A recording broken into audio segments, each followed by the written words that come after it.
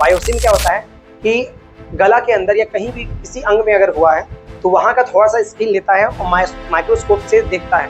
Microscope से पता चलता है कि ये एक तरह का अनियमित कोशिका है। 63 है भारत में उपराष्ट्रपति होगा। 64 राज्यसभा का सभापति उपराष्ट्रपति होगा।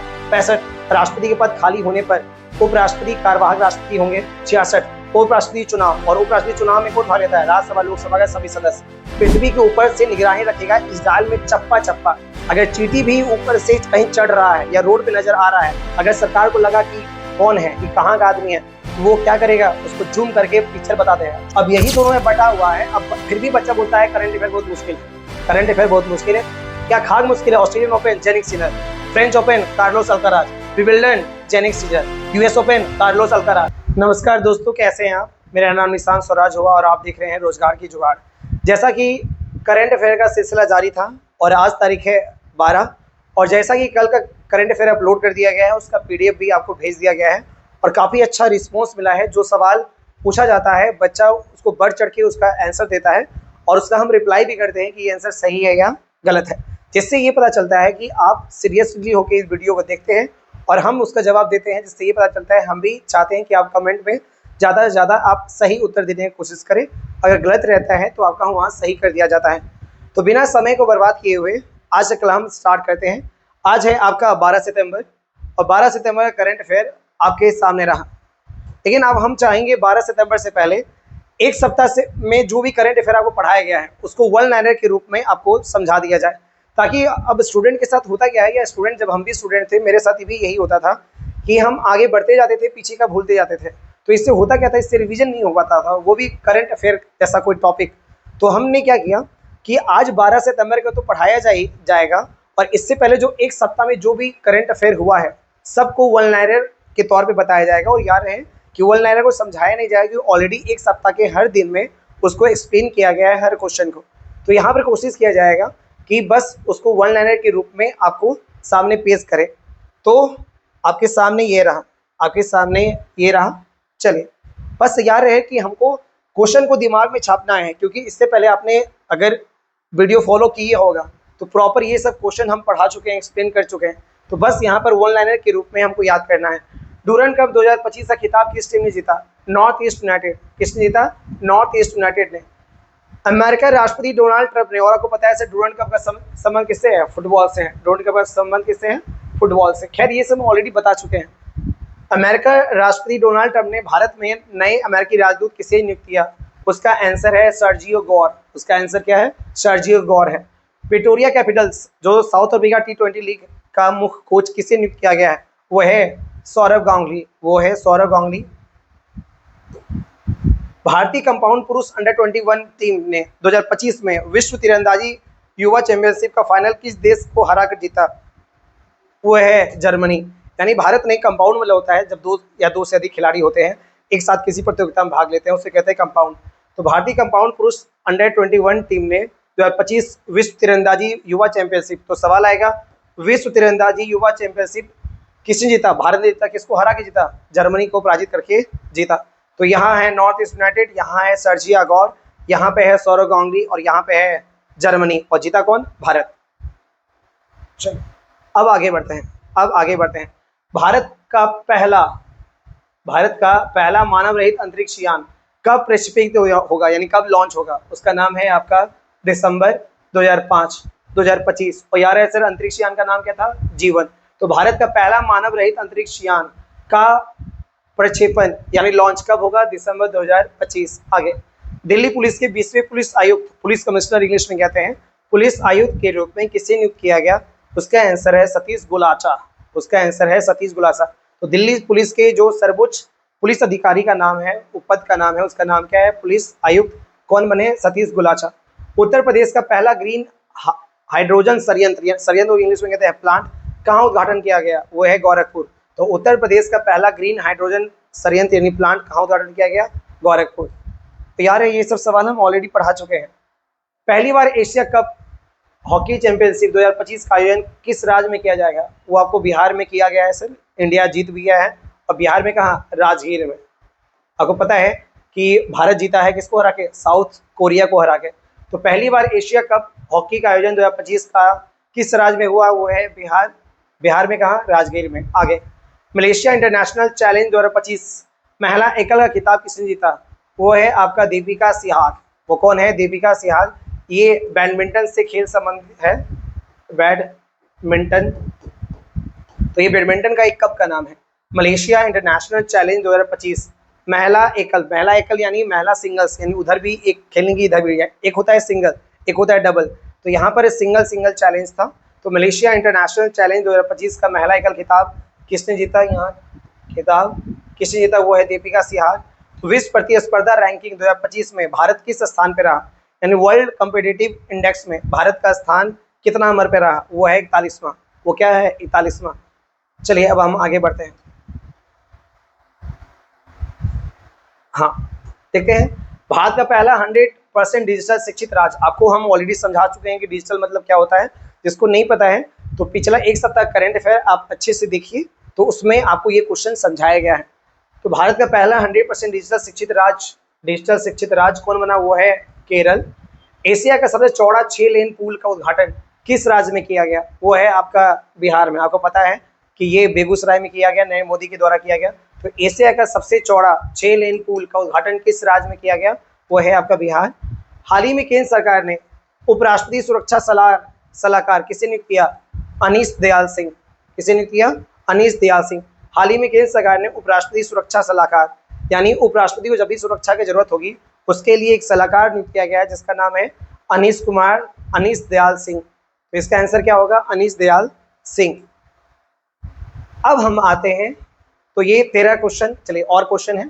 खेलो इंडिया वाटर स्पोर्ट्स फेस्टिवल 2025 का आयोजन कहाँ हुआ? वो हुआ डल झील। तो जाहिर सी बात है सर, वाटर स्पोर्ट्स है तो कहाँ होगा? वो पानी में ही होगा। और आपको पता है सर, मीठे पानी की सबसे बड़ी झील जो है वो है वुलर झील, श्रीनगर में। और वुलर झील के बगल में ही है झील है जिसका नाम क्या है? डल झील। ये भी कहाँ है? श्रीनगर में है। ओपन एआई ने भारत में अपना पहला कार्यालय कहाँ खोलने की घोषणा की? वो है नई दिल्ली। ओपन एआई आपको पता है सर, चैट जीपीटी जो हम लोग यूज करते हैं सर्च इंजन की तरह, गूगल की तरह, वो बनाया था किसने? ओपन एआई ने। और ओपन एआई ने कहा कि यूएसए के बाद दूसरा जो सबसे ज़्यादा चैट जीपीटी का प्रयोग किया जाता है वो भारत के द्वारा किया जाता है। तो भारत में अपना पहला कार्यालय खोलेगा ओपन एआई। कहाँ? नई दिल्ली में। सुनील गावस्कर की प्रतिमा का अनावरण कहाँ हुआ? वानखेड़े स्टेडियम। और वानखेड़े स्टेडियम आपको पता है वो है आपका मुंबई में। वो कौन है? मुंबई में। तो ये महान क्रिकेटर थे सर। पहली बार टेस्ट मैच में 10,000 रन जो पूरा किए थे पूरे वर्ल्ड में, पहला जो थे वो कौन थे? सुनील गावस्कर ही थे। तो उन्हीं का मूर्ति का अनावरण किया गया है, वो है वानखेड़े स्टेडियम। क्योंकि मुंबई के थे इसीलिए वानखेड़े स्टेडियम मुंबई। अगला, राष्ट्रमंडल भारोत्तोलन। भारोत्तोलन में होता है वेट लिफ्टिंग। भारोत्तोलन में क्या होता है? Weight lifting. राष्ट्रमंडल भारोत्तोलन चैंपियनशिप 2025 का आयोजन कहाँ हो रहा है? वो है अहमदाबाद। तो यार ऐसा राष्ट्रमंडल यानी कॉमनवेल्थ। तो राष्ट्रमंडल भारोत्तोलन चैंपियनशिप 2025 का आयोजन कहाँ से हो रहा है? वो है आपका अहमदाबाद। अगला, NHAI ने, national highway authority of India, NHAI ने टोल प्लाजा कर्मचारियों के बच्चों की शिक्षा के लिए कौन सा पहल योजना शुरू किया? वो क्या है? प्रोजेक्ट आरोहण। क्योंकि वो पता है सर कि टोल प्लाजा में जो जाते हैं वाहन को आता जाता जो पैसा लिया जाता है 50 रुपया 100 रुपया वाहन के हिसाब से, उनके बच्चों को शिक्षा देने के लिए national highway authority of India ने एक प्रोजेक्ट लॉन्च किया जिसका नाम है प्रोजेक्ट आरोहण। जिसका नाम क्या है? प्रोजेक्ट आरोहण। अगला, भारत का दूसरा सबसे बड़ा टाइगर रिजर्व कौन बना? वो है सुंदरबन टाइगर रिजर्व, पश्चिम बंगाल। वो कौन है? सुंदरबन टाइगर रिजर्व, पश्चिम बंगाल। अगला, दिल्ली सरकार ने नागरिकों को शिकायतों को दर्ज करने के लिए कौन सा मोबाइल ऐप लॉन्च किया? वो है दिल्ली मित्र। दिल्ली सरकार ने नागरिकों की शिकायतों को दर्ज करवाने के लिए कौन सा मोबाइल ऐप लॉन्च किया? उसका नाम क्या है? दिल्ली मित्र है। तो इस तरह हमने देखा कि पिछला एक सप्ताह में जो भी महत्वपूर्ण करंट अफेयर था जो आपको डिस्कशन के तौर पे पढ़ाया गया था, यहाँ पर वन लाइनर किया गया है। अब से हर 2-3 दिन में ऐसा किया जाएगा ताकि आपका जो आगे बढ़ रहा है वो तो आपका मजबूत हो ही, और जो पीछे जो आ रहा है वो भी मजबूत हो। क्योंकि अभी जैसे एनटीपीसी का एग्जाम चल रहा है, एनटीपीसी का एक स्टूडेंट एग्जाम दे के आया, प्लस सर करंट अफेयर में 20 करंट अफेयर था, 10 क्वेश्चन आपसे लड़ गया, 2-3 गो तो आपका मिलिट्री एक्सरसाइज था, और बाकी जो करंट अफेयर में डिस्कशन कराते हैं हिस्ट्री, ज्योग्राफी, पॉलिटी, उससे भी आ गया था। तो काफ़ी सुन के अच्छा लगता है, टीचर के लिए भी मोटिवेशन की बात है कि चलिए 20 एनटीपीसी में करंट अफेयर आया स्टैटिक आया, उसमें 20 में 10 आपका जो अभी 20 दिन 25 दिन क्लास ऑनलाइन ही स्टार्ट हुआ है उसी से आपका आ गया। तो सोचिए अगर 1 महीना 2 महीना 4 महीना या 6 महीना अगर आप क्लास कर लेते हैं तो आपको नौकरी के लिए कहीं भी दाएं बाएं जाने की आवश्यकता नहीं है। खासकर करंट अफेयर, स्ट्रैटेजी के, बिहार स्पेशल यार है सर, अभी करंट अफेयर पढ़ा रहे हैं। मंडे से आपका बिहार स्पेशल बैच स्टार्ट हो जाएगा एसएससी सीजीएल के लिए, आपका एईडीओ के लिए और ऑफिस अटेंडेंट के लिए। और इसके अलावा एसआई का भी जो स्पेशल बैच होगा वो भी स्टार्ट होने जा रहा है।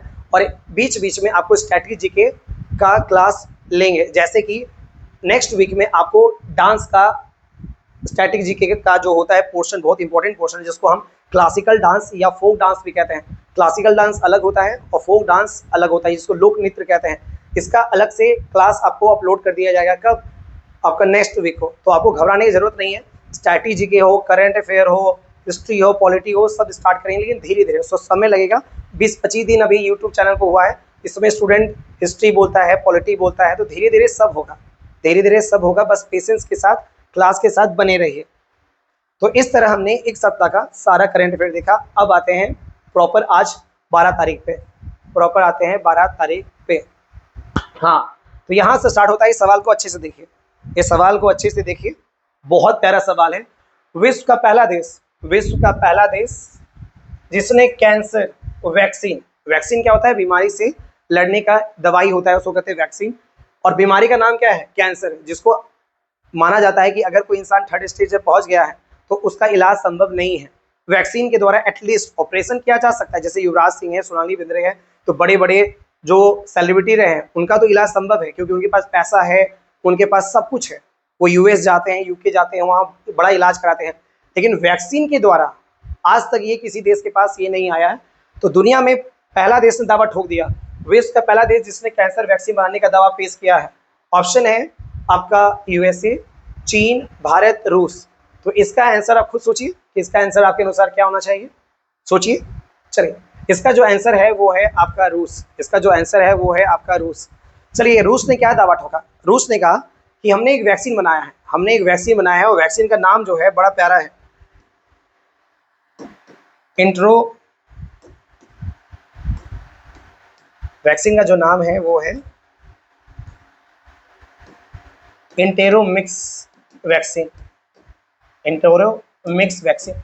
रशिया ने यही वैक्सीन बनाया है और कहा है कि यही है 100% इलाज करेगा किसका? कैंसर का। लेकिन अभी भी दुनिया ने इसको अभी स्वीकार नहीं किया है, कहा है कि अभी ये जानवर पे टेस्टिंग हुआ है, जानवर पे सफल हुआ है, लेकिन कुछ मानव पे भी टेस्टिंग करना बाकी है। मानव पर पूरा टेस्टिंग कर लेगा तो इसे मान लिया जाएगा। लेकिन फिर भी रूस सरकार का कहना है, रूस राष्ट्रपति कहना है कि दुनिया का पहला देश हम बने हैं जो कैंसर का वैक्सीन बनाए हैं। और वैक्सीन बनाने वाले कंपनी का नाम क्या था, जल्दी बताइए? इंटेरोमिक्स वैक्सीन। यही वो कंपनी है जिसने बनाया, जो दावा पेश किया है कि कैंसर का मैंने बनाया है। और आपको पता है सर, कैंसर कोई आम छोटा मोटा बीमारी नहीं है। कैंसर सद ही एक तरह का शरीर में कपन पैदा कर देता है। अगर कोई बोल देता है कि इसको कैंसर है, मजाक मजाक में बोल देता है कैंसर है, तो बोलता है भाई कम से कम ये बात तो मत बोलो, सर्दी खांसी तो ठीक है लेकिन कैंसर मत बोलो। तो आखिरकार कैंसर इतना बड़ा बीमारी कैसे बना? कैंसर का अर्थ क्या होता है, हम आपको सब समझाते हैं, हम आपको सब समझाते हैं। देखिए, कैंसर कब होता है, कैंसर कब होता है? जैसे फॉर एग्जाम्पल, मेरा माने चले गला दर्द कर रहा है, 2 महीना हो गया, 3 महीना दर्द, गला दर्द किए हुए, लेकिन फिर भी ठीक नहीं हो रहा है, तो हम क्या करेंगे? तो डॉक्टर क्या करेगा? बोलेगा आपका बायोप्सी करेंगे। बायोप्सी में क्या होता है कि गला के अंदर या कहीं भी किसी अंग में अगर हुआ है तो वहाँ का थोड़ा सा स्किन लेता है और माइक्रोस्कोप से देखता है।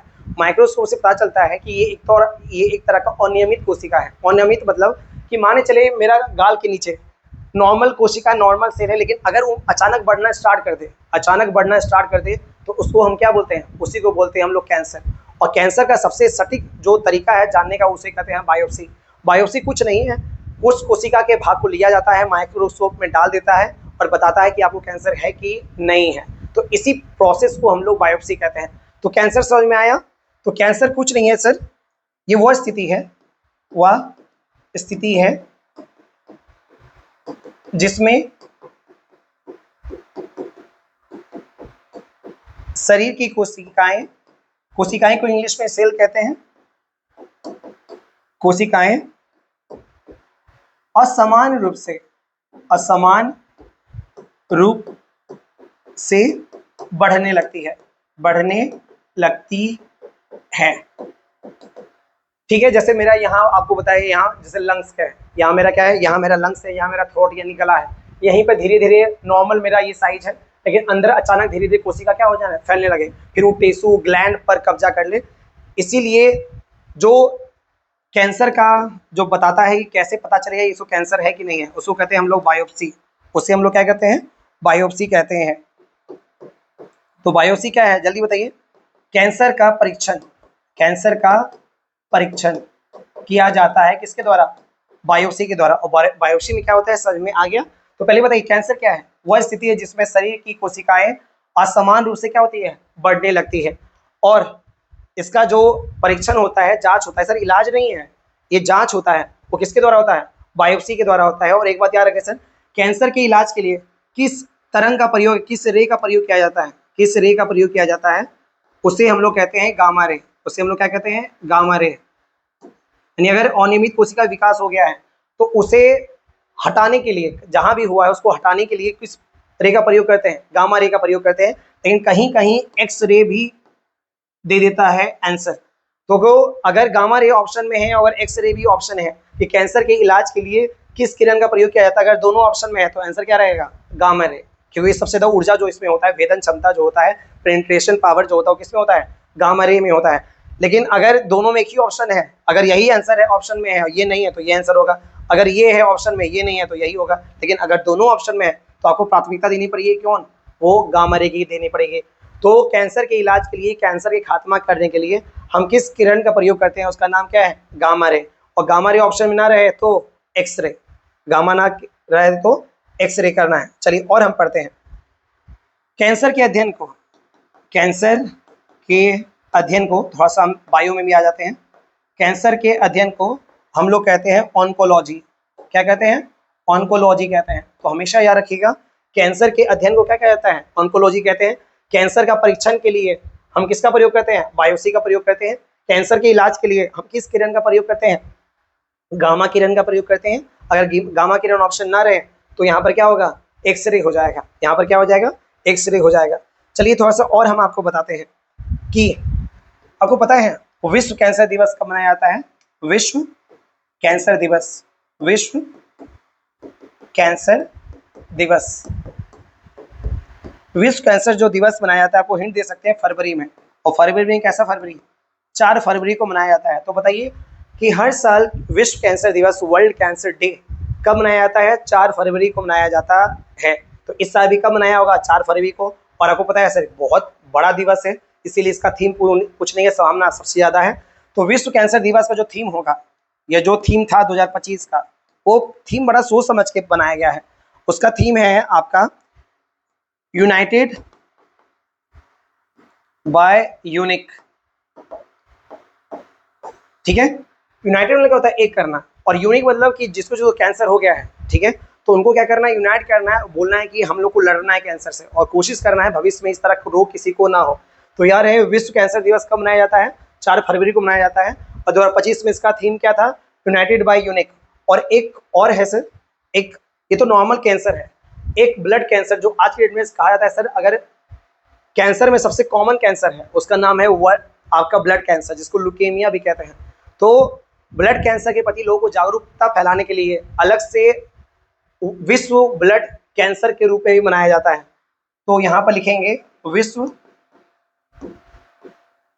Blood cancer day. ये जो मनाया जाता है, ये मनाया जाता है आपका 28 मई को, ये मनाया जाता है 28 मई को। यानी केवल हम कैंसर की बात करेंगे तो 4 फरवरी, अगर हम सिर्फ कैंसर की बात करेंगे तो 4 फरवरी। उसका थीम क्या था, यूनाइटेड बाय यूनिक।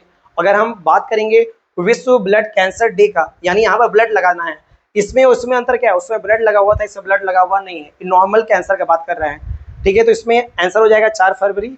और ब्लड कैंसर का बात करेंगे तो क्या बोलना है, 28 मई है। तो 28 मई को ब्लड कैंसर डे, और आपका विश्व कैंसर दिवस होगा वो है 4 फरवरी। तो थोड़ा बहुत आपको आज कैंसर के बारे में पता चला होगा। और कैंसर के अध्ययन क्या कहते हैं, ऑन्कोलॉजी कहते हैं। और कैंसर के डॉक्टर को कहते हैं ऑन्कोलॉजिस्ट। क्या बोलते हैं कैंसर के डॉक्टर को, ऑन्कोलॉजिस्ट।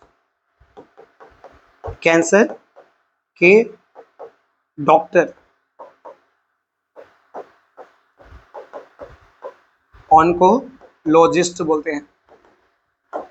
यानी कैंसर से जो भी सवाल आने का संभावना है, ठीक है। देखिए ये जो पूरा प्रोसेस आपको बताया है सब बायो का टॉपिक है, सब बायो का टॉपिक एक डिजीज नाम का एक चैप्टर है उसमें आ गया है। तो करंट अफेयर के साथ साथ अपन क्या कर लिए, हमने बायो टॉपिक भी कंप्लीट किया। तो विश्व ब्लड कैंसर डे 28 मई को, विश्व कैंसर डे 4 फरवरी को। थीम इसका इन्वेंटेड बाय यूनिक। कैंसर के अध्ययन को कहते हैं ऑन्कोलॉजी, कैंसर के डॉक्टर को कहते हैं ऑन्कोलॉजिस्ट। किस किरण का प्रयोग करते हैं कैंसर की बीमारी को दूर करने के लिए, वो है गामा रे। गामा रे के साथ कभी कभी दे देता है एक्सरे। और कैंसर का जो परीक्षण किया जाता है उसे क्या कहते हैं, बायोप्सी। और बायोप्सी में क्या किया जाता है, बायोप्सी नॉर्मल में जहाँ डॉक्टर को लगता है कि यहाँ का टिश्यू बढ़ रहा है, यहाँ का सेल बढ़ रहा है, उसको काटता है, माइक्रोस्कोप के नीचे रखता है, तो देखता है कि अगर बढ़ रहा है तो बोलेगा कि भाई साहब बायोप्सी हो गया है और आपको कैंसर पॉजिटिव है, यानी कैंसर आपको है। अगर कैंसर निगेटिव है तो अच्छी बात है। तो पहला सवाल समझ में आया। तो चलिए, विश्व का पहला कैंसर वैक्सीन बनाने का दवा किसने पेश किया, वो है रूस ने। और कंपनी का नाम क्या था, इंटेरोमिक्स वैक्सीन। क्या नाम था, इंटेरोमिक्स वैक्सीन। तो हम आगे बढ़ते हैं। अब दूसरा सवाल को आप आराम से देखें, दूसरा सवाल को आप आराम से देखिए। हाँ, ये भी बहुत अच्छा सवाल है सर। अभी आप देखे होंगे सर, जो प्रकृति के साथ खिलवाड़ करता है, प्रकृति उसके साथ क्या करती है। उत्तराखंड, जम्मू कश्मीर, हिमाचल प्रदेश, गांव पर गांव बह गया, घर पे घर बह गया। क्योंकि आप जब प्रकृति के साथ छेड़छाड़ करते हैं तो प्रकृति भी आपका सूद समेत वसूल करती है। तो लैंडस्लाइड होता है बड़ी मात्रा में, बादल का फटना होता है बड़ी मात्रा में। तो उत्तराखंड की सरकार ने 2010 में ये बताया था कि हिमालय के प्रति लोगों को जागरूकता फैलाने के लिए हम क्या मनाएंगे, हिमालय दिवस मनाएंगे। हम क्या मनाएंगे, हिमालय दिवस। अब सवाल आता है ये मनाया कब जाता है, ये मनाया जाता है 9 सितंबर को। ये मनाया जाता है 9 सितंबर को। तो याद रखने का तरीका क्या है कि हिमालय में कभी भी आपका पेड़ पौधा काटना नहीं है। अगर टूरिस्ट वहाँ जाते हैं तो प्लास्टिक, वाटर बोतल सब डस्टबिन में डालें, इधर उधर कृपया कर कूड़ा कचरा ना फैलाएं। अगर हिमालय की कोई नदी है तो कृपया कर उसको गंदा ना करें। तो लोगों को जागरूकता फैलाने के लिए, तो देखिए हिमालय में नो गंदगी, नो प्लास्टिक, नो। तो 9 से हो गया 9 से हो गया 9। तो यार है ना सर, आंसर क्या है, 9 सितंबर। तो विश्व हिमालय दिवस कब मनाया जाता है, 9 सितंबर के दिन मनाया जाता है। किस सरकार ने घोषणा किया था, उत्तराखंड की सरकार ने घोषणा किया था।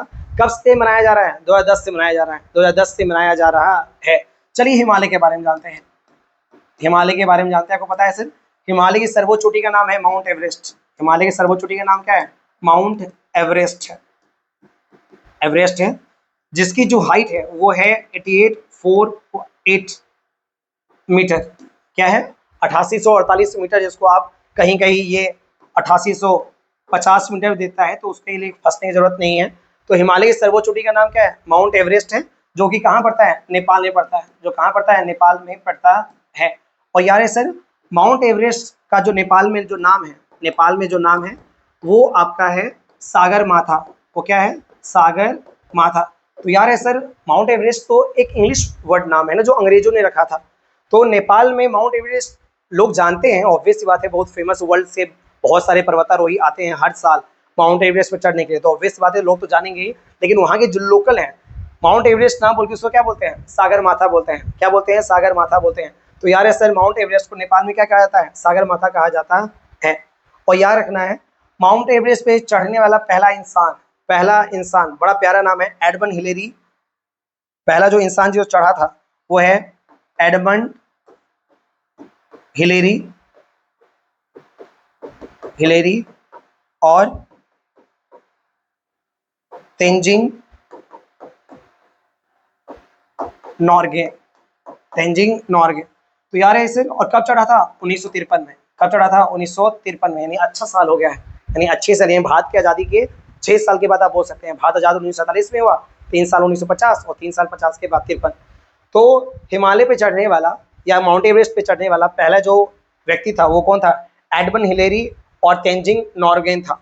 और याद रखना है, अब आता है भारत की सर्वोच्च चोटी कौन है, सर्वोच्च चोटी कौन है। तो उसका नाम है आपका कंचनजंगा। उसका नाम क्या है, कंचनजंगा उसका नाम है। क्योंकि सर बहुत सारी किताबों में K2 भी दिया जाता है, जिसका नाम गॉडविन ऑस्टिन है। लेकिन गॉडविन ऑस्टिन जो है वो पाकिस्तान अधिकृत कश्मीर में है। यानी भारत सरकार मानता तो है, लेकिन आधिकारिक रूप से वो भारत में नहीं है। तो भारत में जो है वो हम उसी का नाम लेते हैं। तो भारत की सर्वोच्च चोटी का जो नाम है वो कंचनजंगा है। कहाँ पड़ता है? वो है सिक्किम में। वो क्या है? वो सिक्किम में है। लेकिन आपको ये बताना है कि कंचन जो जंगा है ना, वो आधा सिक्किम में है, आधा नेपाल में है। यानी आप बोल सकते हैं पूरी तरह कंचनजंगा भारत में नहीं है। तो आज का सवाल जो है, अब जो कमेंट बॉक्स में आपको आंसर देना है, अब बताइए भारत की सर्वोच्च चोटी कौन है जो पूरी तरह भारत में है? फिर से मेरा सवाल है, क्योंकि ये भारत की सर्वोच्च चोटी है लेकिन पूरी तरह भारत में नहीं है, ये सिक्किम के साथ साथ कहाँ है? नेपाल में भी है। इसीलिए मेरा ये सवाल तो सही हो सकता है कि भारत की सर्वोच्च चोटी कंचनजंगा है, लेकिन ये सवाल नहीं हो सकता है कि भारत की सर्वोच्च चोटी कौन है जो पूरी तरह कहाँ है? भारत में है। तो मेरा सवाल यही है जो कमेंट सेक्शन में आज आपको जवाब देना है, भारत की सर्वोच्च चोटी कौन है जो पूरी तरह आपका भारत में स्थित है, और उस राज्य का नाम भी बताना है जहाँ पर वो चोटी है, जहाँ पर वो चोटी है उसका नाम भी बताना है। तो उम्मीद करते हैं ये सवाल आपको समझ में आया होगा। तो हिमालय के प्रति जागरूकता फैलाने के लिए उत्तराखंड की सरकार ने 2010 में हिमालय दिवस घोषित किया था। कब? 9 सितंबर को। हिमालय जो है वो भारत में है, नेपाल में है, तिब्बत में है, भूटान में, बहुत सारे देश में है। ये हिमालय की सर्वोच्च चोटी का नाम क्या है? माउंट एवरेस्ट, जो कहाँ है? नेपाल में है। हाइट इसका कितना है? 8848 मीटर या 8850 मीटर। नेपाल में इसका नाम है सागर माथा। सागर माउंट एवरेस्ट में चढ़ने वाला पहला जो इंसान था वो था एडमंड हिलेरी और तेंजिंग नोर्गे। और ये कहाँ, और ये कब चढ़े थे? ये नेपाल, ये 1953 में चढ़े थे। और भारत की सर्वोच्च चोटी का नाम क्या है? कंचनजंगा। लेकिन आपको बताना है कि वो चोटी का नाम बताइए जो भारत में पूरी तरह है। ठीक, अब आते हैं हम दूसरे सवाल की ओर, अब आते हैं हम तीसरे सवाल की ओर। तीसरा सवाल आराम से देखिए, तीसरा सवाल क्या कह रहा है? सवाल अच्छा है, ब्रांड एम्बेसडर से सवाल है कि बहुत सारे कंपनी जो है अपने उत्पादन को बेचने के लिए क्या करते हैं? ब्रांड एम्बेसडर नियुक्त करते हैं। कि सैमसंग का ब्रांड एम्बेसडर, फरारी का, BMW का, ऑडी का, सनफीस्ट बिस्किट का, तो हुंडई कार का, जैसे शाहरुख खान है आपका। तो भारत के किस अभिनेत्री को लेविस, इसका इंग्लिश में इसको लेवाइस पढ़ते हैं, कहीं कोई कोई इसका प्रोनाउंसिएशन लेवाइस करता है, कोई कोई इसको लेविस करता है, कोई बात नहीं। लेविस की ग्लोबल ब्रांड एम्बेसडर बनाया गया है। ग्लोबल मतलब क्या है? जैसे फॉर एग्जाम्पल ये जीन्स की कंपनी है, ये प्रॉपर जीन्स शर्ट सब बनाती है। कहाँ की कंपनी है? यूएसए की कंपनी है, यूएसए की कंपनी है। यानी एक तो लेवाइस जो जीन्स बेच रहा है वो भारत में बेच रहा है, एक पूरा विश्व में बेच रहा है। तो ग्लोबल बोलने का मतलब क्या है कि लेवाइस का जीन्स पाकिस्तान में रहेगा, श्रीलंका में रहेगा, यूके में रहेगा, जर्मनी में रहेगा, जहाँ भी रहेगा उसकी ब्रांड एम्बेसडर यही होंगी जो आंसर होगा। इसका जो ब्रांड एम्बेसडर है, इसका आंसर है आलिया भट्ट। इसका जो आंसर है वो क्या है? आलिया भट्ट है। तो ये गर्व करने वाली बात है, क्योंकि सर आपको पता है लेवाइस जो जीन्स है, जो लेवाइस जीन्स का कंपनी का नाम है, आपको पता है दुनिया में सबसे पहला जीन्स कौन बनाया था? आप जो जीन्स पहनते धड़ल्ले से, लेकिन कभी आपने सोचा कि ये जो जीन्स मॉडर्न तरीका है, जो ब्लू कलर का डेनिम जीन्स आता है, सबसे पहले दुनिया में किसने बनाया था? दुनिया में सबसे पहले किसने बनाया था? चलिए आज हम राज से पर्दा खोलते हैं कि दुनिया में सबसे पहला जीन्स किस व्यक्ति ने बनाया था, किस व्यक्ति ने बनाया था। आज जो हम अपना जीवन जो है वो बिना जीन्स का सोच नहीं सकते हैं, ठीक है। तो उस जीन्स का निर्माण सबसे पहले किसने किया था? तो उसका नाम है आपका, स्टार्ट करते हैं, जेकब विलियम डेविस और लेवाइस स्ट्रॉस, और लेवाइस स्ट्रॉस। ये दो आदमी है, ये दो आदमी का नाम है जिसने दुनिया का पहला जीन्स बनाया था, जिसने दुनिया का पहला मॉडर्न जीन्स बनाया था जो आज तक हम लोग पहनते हैं।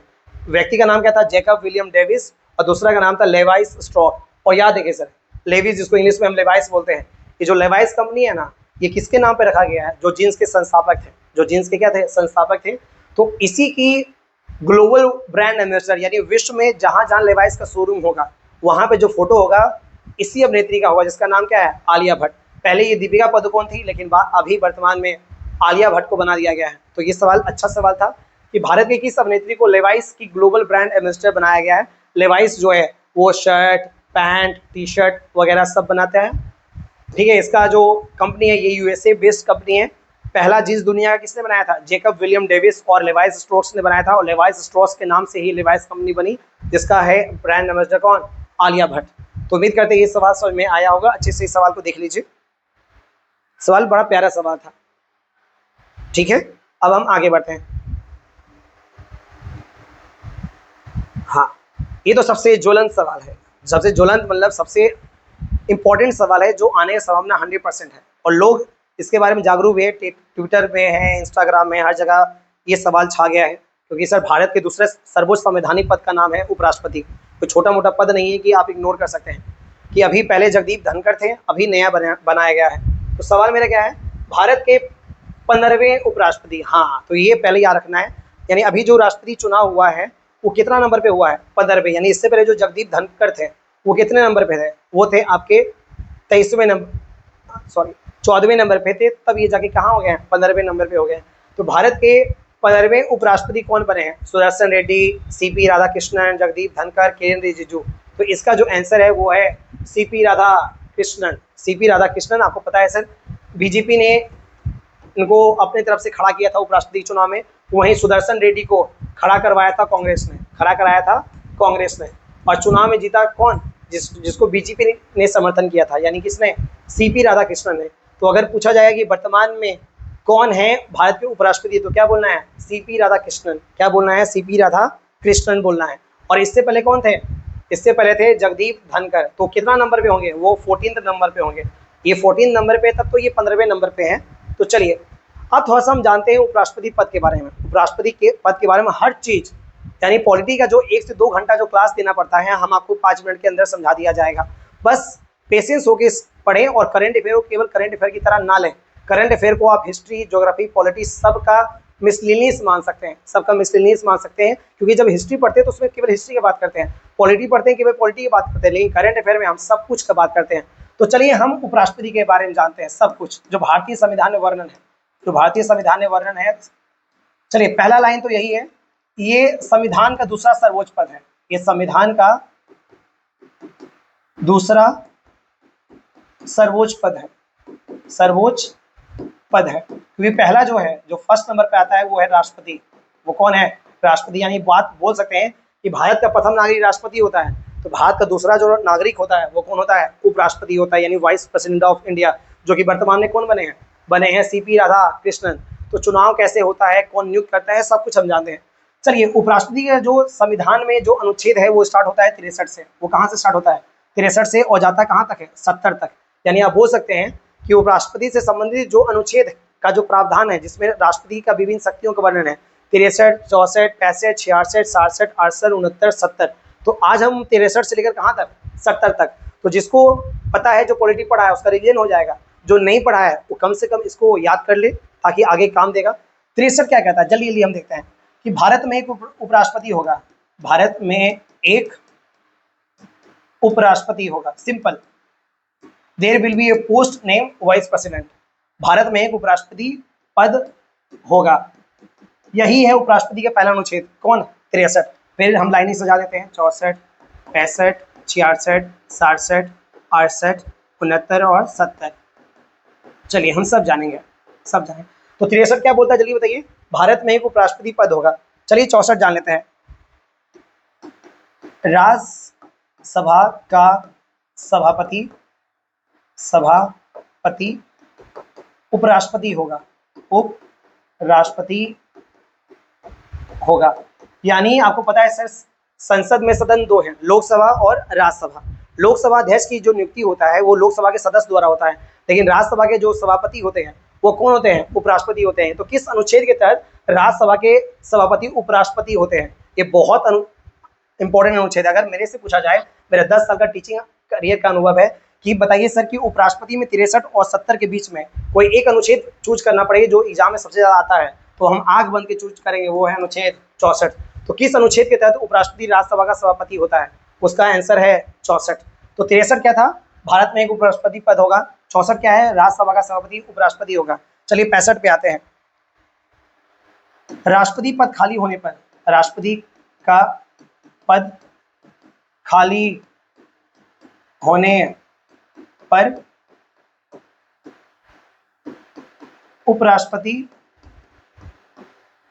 कार्यवाहक, जगह नहीं है तो यहां लेते कार्यवाहक राष्ट्रपति होंगे, राष्ट्रपति होंगे। ये अब सवाल क्या कह रहा है कि मान चले अभी द्रौपदी मुर्मू क्या है, राष्ट्रपति हैं, अगर किसी कारण वो इस्तीफा देते या उनकी मृत्यु हो जाए तो राष्ट्रपति पद तो खाली हो जाएगा। तो उस परिस्थिति में राष्ट्रपति पद किसके पास जाएगा, तो अनुच्छेद 65 कहता है कि यदि राष्ट्रपति पद किसी कारण खाली हो जाए, चाहे वो इस्तीफा दे दें, चाहे उनकी मृत्यु हो जाए, तो उस समय आपका जो उपराष्ट्रपति होगा वही क्या बन जाएगा, राष्ट्रपति बन जाएगा। किस अनुच्छेद के तहत, अनुच्छेद 65। देखिए ये बच्चा को सबको पता रहता है, जनरल कमीशन जो भी तैयारी करना स्टार्ट करता है वो सब जानता है कि राष्ट्रपति अगर ना रहे तो कार्यवाहक राष्ट्रपति के रूप में कौन क्या करेगा, उपराष्ट्रपति। लेकिन इंपॉर्टेंट है कि आप अनुच्छेद एक बार बोल के दिखाइए, इंपॉर्टेंट जो है वो अनुच्छेद है कि अनुच्छेद एक बार बोल के दिखाइए। तो जो नॉर्मल बच्चा है, जो नौकरी लेने वाला बच्चा है, उसमें अंतर बहुत स्पष्ट है और ये अंतर केवल टीचर ही समझ सकता है कि कौन बच्चा का नौकरी लगेगा, कौन बच्चा का नौकरी नहीं लगेगा। उसका आंसर बताने के तरीके से पता चल जाएगा कि आम बच्चा बोलेगा कि राष्ट्रपति अगर ना रहे तो उपराष्ट्रपति कार्यवाहक बनेगा, कि ये तो सर सबको आता है, 100 में 99 बच्चा को आता है और सीट है 2, 100 में 99 का बच्चा का आता है, सीट है 2। अब बताइए सरकार आपको नौकरी क्यों देगा, जब 99 बच्चा को आता है तो सरकार आपको वैसे ही बच्चा को नौकरी देगा जिसको कोई ऐसा सवाल आता है जो किसी को आता नहीं है, यानी 98 को नहीं आता है, केवल वही 2 को आता है, तो नौकरी भी उसी का होगा। इसीलिए समान क्वेश्चन का जवाब देना बहुत आसान है और असमान क्वेश्चन का जवाब देना बहुत मुश्किल है, और जो असमान क्वेश्चन का जवाब दे दिया वही नौकरी निकालता है जनरल कमीशन में। तो 65 में क्या है, राष्ट्रपति का पद खाली होने पर उपराष्ट्रपति कार्यवाहक राष्ट्रपति होंगे। चलिए अब आते हैं 66 पे, अब आते हैं 66 पे, उपराष्ट्रपति का चुनाव। उपराष्ट्रपति का चुनाव, उपराष्ट्रपति का यहाँ लिख देते हैं का चुनाव। और आपको बता देते हैं सर कि उपराष्ट्रपति के चुनाव में कौन भाग लेता है, लोकसभा और राज्यसभा के सभी सदस्य, राज्यसभा और लोकसभा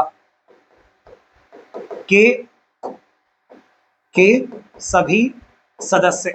यानी अभी जो चुनाव हुआ होगा, अभी जो चुनाव हुआ होगा और जीता कौन है, सीपी राधाकृष्णन, उनके चुनाव में कौन भाग लिए होंगे, लोकसभा राज्यसभा के सभी सदस्य भाग लिए होंगे।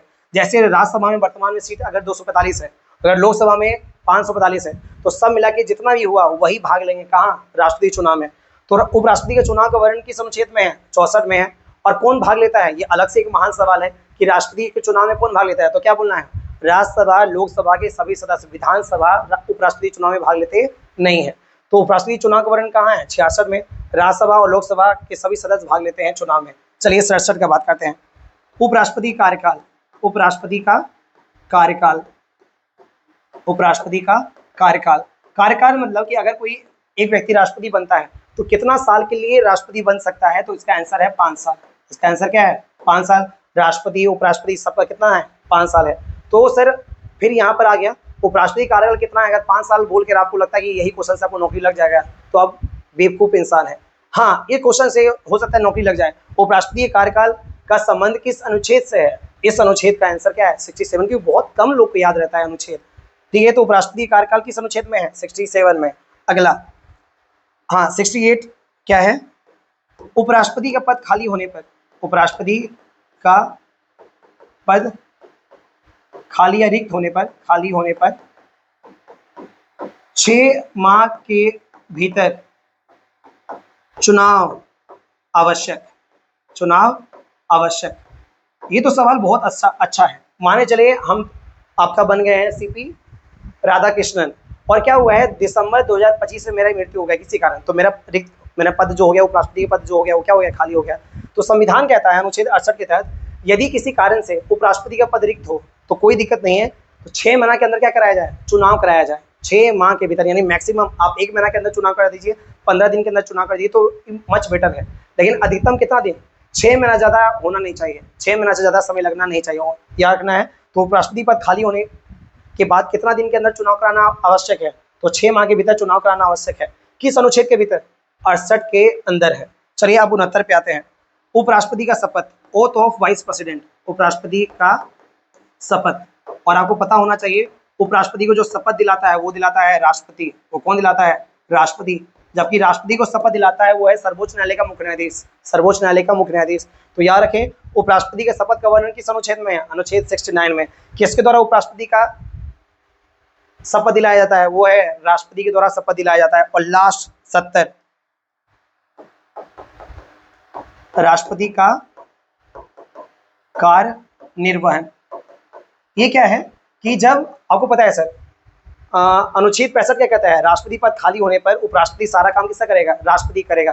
तो राष्ट्रपति का ये कौन कौन का सा काम करेगा, संसद नियम बनाएगा। किस अनुच्छेद के तहत, 17 के तहत। जैसे मान लीजिए द्रौपदी मुर्मू अभी चली गई या उनका मृत्यु हो गया, इस्तीफा दे दिया, तो राष्ट्रपति पद क्या हो जाएगा, खाली हो जाएगा। तो अनुच्छेद 65 कहता है कि राष्ट्रपति पद खाली होने पर उपराष्ट्रपति कार्यवाहक राष्ट्रपति बनते हैं। यानी जो अभी सीपी राधाकृष्णन है वो तुरंत क्या बन जाएंगे, वो बन जाएंगे आपका कार्यवाहक राष्ट्रपति बन जाएंगे, जब तक नया राष्ट्रपति चुनाव नहीं हो जाता है। तो उनको क्या शक्ति नहीं मिलेगा, ये कहता है अनुच्छेद 70। संसद ये तय करेगा कि इनके पास कौन शक्ति रहेगा, कौन शक्ति नहीं रहेगा राष्ट्रपति का। तो ये है अनुच्छेद 63 से 70, ये है अनुच्छेद 63 से 70। बहुत मेहनत लगा पढ़ाने में, तो सर प्लीज़ याद कीजिए, आपके लिए ही इतना मेहनत कर रहे हैं, आपके लिए ही मेहनत कर रहे हैं। कम से कम मेरा बच्चा नौकरी लेगा तो काफ़ी अच्छा लगेगा। तो 63 क्या कहता है, भारत में एक उपराष्ट्रपति हो, फिर से रिवीजन करा रहे हैं। 63 है भारत में एक उपराष्ट्रपति होगा। 64 राज्यसभा का सभापति उपराष्ट्रपति होगा। 65 राष्ट्रपति के पद खाली होने पर उपराष्ट्रपति कार्यवाहक राष्ट्रपति होंगे। 66 उपराष्ट्रपति चुनाव, और उपराष्ट्रपति चुनाव में कौन भाग लेता है, राज्यसभा लोकसभा के सभी सदस्य। 67 उपराष्ट्रपति कार्यकाल कितना होता है, 5 साल का होता है। 68 उपराष्ट्रपति पद खाली होने पर 6 माह के भीतर क्या होना चाहिए, चुनाव होना चाहिए। 69 उपराष्ट्रपति का शपथ कौन दिलाता है, राष्ट्रपति। 70 राष्ट्रपति कार्य निर्वहन, यानी राष्ट्रपति जो कार्य करेंगे उपराष्ट्रपति, तो उनके लिए कौन कौन शक्ति दिया जाएगा, ये संसद के द्वारा तय किया जाएगा। तो कौन कौन सा अनुच्छेद संविधान में उपराष्ट्रपति से संबंध रखता है, तो 63 से लेकर 70। वर्तमान में उपराष्ट्रपति कौन है, सीपी राधाकृष्णन है, सीपी राधाकृष्णन है। कितने नंबर के उपराष्ट्रपति VVI, तो अभी क्या चल रहा है 2025, क्या चल रहा है 2025। आप आराम से 10 घटा दीजिएगा तो यहाँ पर क्या आ जाएगा 15, तो आप बोल सकते हैं 15। तो 15वें राष्ट्रपति हैं सीपी राधाकृष्णन। किसको हराया, ये भी याद रखना है, सुदर्शन रेड्डी को हराया। किसको हराया, सुदर्शन रेड्डी को हराया। और यार ऐसे सीपी राधाकृष्णन उपराष्ट्रपति बनने से पहले क्या थे, ये महाराष्ट्र के राज्यपाल थे। ये क्या थे, महाराष्ट्र के राज्यपाल थे, यानी अभी उपराष्ट्रपति हैं। उपराष्ट्रपति से पहले क्या थे, महाराष्ट्र के ये राज्यपाल थे। महाराष्ट्र के राज्यपाल से उनको इस्तीफा दिया गया और बोला कि आइए आप उपराष्ट्रपति चुनाव लड़िए। उपराष्ट्रपति चुनाव लड़े और आराम से ये क्या हो गए, जीत दर्ज कर दिए हैं। और वर्तमान में सीपी राधाकृष्णन कौन है, वो आपके भारत के राष्ट्रपति हैं। वो कौन है, भारत के क्या हैं, उपराष्ट्रपति हैं। तो उम्मीद करते हैं सवाल ये समझ में आया होगा। हम आगे बढ़ें, चलिए हम आगे बढ़ते हैं। चलिए कमेंट सेक्शन में एक सवाल हम छोड़ दिए जाते हैं ताकि आप कमेंट सेक्शन में जवाब दे पाएँ। आपको बताना है भारत का वो कौन इकलौता व्यक्ति है, फिर से मेरा सवाल सुनिए, सवाल का स्टैंडर्ड बहुत हाई है। मेरा सवाल है भारत का वो कौन इकलौता ऐसा व्यक्ति है जो भारत का राष्ट्रपति, भारत का उपराष्ट्रपति और सर्वोच्च न्यायालय का मुख्य न्यायाधीश भी रहा। फिर से मेरा सवाल है वो कौन इकलौता व्यक्ति, इकलौता मतलब ना इससे पहले कोई हुआ है ना इसके बाद अभी तक हुआ है। अब भविष्य में क्या होगा वो कोई नहीं बता सकता, लेकिन अभी तक तो कोई नहीं हुआ है। कौन ऐसा इकलौता भारतीय था जो राष्ट्रपति बना, उपराष्ट्रपति बना और सर्वोच्च न्यायालय का मुख्य न्यायाधीश भी बना। इसका कमेंट सेक्शन में आंसर आना चाहिए, और अगर पता नहीं है तो सर्च मारिए, कमेंट सेक्शन में दीजिए अपना आंसर, ताकि ये पता चले कि आप सच में इस क्लास को सीरियस ले रहे हैं, सच में इस क्लास को सीरियस ले रहे हैं। तो इसको आप आराम से देख लीजिए, ठीक। तो चलिए हम आगे बढ़ते हैं। अब अगला सवाल क्या कहता है पढ़िए, अगला सवाल क्या कहता है पढ़िए। तो सवाल बहुत प्यारा है सर। ऑफिक 19 ये सैटेलाइट का नाम है, ये एक सैटेलाइट का नाम है। ऑफिक 19 किस देश का सैन्य जासूसी उपग्रह है, उपग्रह को ही आप लोग सैटेलाइट कहते हैं। तो बताइए सर ऑफिक किस देश का सैन्य जासूसी समझ में आ रहा है कि भाई सब अंतरिक्ष में रहेगा और वो अपने देश पर निगरानी रखेगा कि कौन व्यक्ति आ रहा है कौन व्यक्ति जा रहा है। सर सोचिए कहाँ से निगरानी कर रहा है, अंतरिक्ष से। सोचिए ये कितना पावरफुल सैटेलाइट होगा। कहा जाता है सर छोटा से छोटा अगर चींटी भी है तो उसको ये बड़ा करके बता देगा उस देश को जिस देश का ये सैटेलाइट है। कहा जाता है दुनिया का पहला देश है जिसने ऐसा सैटेलाइट बनाया है। तो ये ताजुब नहीं है कि उसका नाम क्या नाम है, इजराइल। उसका नाम क्या है, इजराइल। ताजुब बिल्कुल नहीं है सर। इजराइल बहुत गलत कर रहा है फिलिस्तीनी के साथ। अभी भी सर देखते हैं बच्चे रो रहे हैं, महिलाएं इधर उधर भाग रही है कि बहुत हो गया अब, और सच में अब बहुत हो गया। अब कम से कम इंसानियत अगर जिंदा है तो इजराइल को अब रुक जाना चाहिए, इजराइल को अब रुक जाना चाहिए। लेकिन इजराइल के पास टेक्नोलॉजी ऐसा है कि उसका बड़ा बड़ा शत्रु, अभी कल देखे होंगे सर ओमान पे बम गिरा दिया, ओमान पे बम गिरा दिया कौन, इजराइल। उसके पास तकनीक इतना है कि मुट्ठी भर लोग हैं, 10 से 15-20 लाख जनसंख्या है और वो करोड़ों जनसंख्या में भारी पड़ता है कि उसका तकनीक जो है उसका सामना USA चाइना तक नहीं कर सकता है। तो आप इजिप्ट, फिलिस्तीन और ओमान से क्या तुलना कर सकते हैं। तो इसने अभी नया सैटेलाइट लॉन्च किया जिसका नाम क्या है, ऑफिक 19। और ऑफिक 19 क्या है कि पृथ्वी के ऊपर से निगरानी रखेगा इजराइल में चप्पा चप्पा। अगर चींटी भी ऊपर से कहीं चढ़ रहा है या रोड पे नजर आ रहा है, अगर सरकार को लगा कि कौन है, ये कहाँ का आदमी है, तो वो क्या करेगा, उसको जूम करके पिक्चर बता देगा, जूम करके पिक्चर बता देगा। ये टेक्नोलॉजी इंडिया के पास भी नहीं है अभी तक, ये टेक्नोलॉजी इंडिया के पास भी नहीं है। तो यार है सर ऑफिक 19 किस देश का सैन्य जासूसी उपग्रह है। तो आपके एग्जाम में ऐसे भी आता है उल्टा करके, ठीक है। हाल ही में ऑफिक 90 चर्चा में रहा है। ये क्या था? तो ये मंगल ग्रह में भेजने वाला एक उपग्रह है, आपका चंद्रमा में भेजने वाला एक उपग्रह है, या जासूसी उपग्रह है। तो क्या है? एक जासूसी उपग्रह है। किस देश के द्वारा लॉन्च किया गया है? इजराइल के द्वारा लॉन्च किया गया है। इजराइल के द्वारा लॉन्च किया गया है। चलिए थोड़ा सा हम इजराइल के बारे में जानते हैं। बहुत चर्चा में देश रहता है, इजराइल के बारे में जानते हैं। हर चीज वो जानेंगे जो आपको जानना चाहिए, जो आपको जानना चाहिए। जानने का पूरा हक है सर इजराइल के बारे में आपको, कि आखिरकार इसका इतिहास क्या है। इसका इतिहास क्या है? इजराइल आपको पता होना चाहिए, दुनिया का इकलौता यहूदी देश है। यहूदी तो हर जगह है, लेकिन यहूदी जो कंट्री है वो इकलौता कौन है? वो आपको इजराइल है। यहूदी को इंग्लिश में कहते हैं जूइश, जिसको जुडाइज्म इंग्लिश में कहते हैं। यहूदी धर्म को जुडाइज्म और वहाँ के लोग को जूइश कहते हैं। इजराइल, इजराइल की राजधानी जो है, इजराइल की जो राजधानी है वो है जेरूसलम। वो कौन है? जेरूसलम।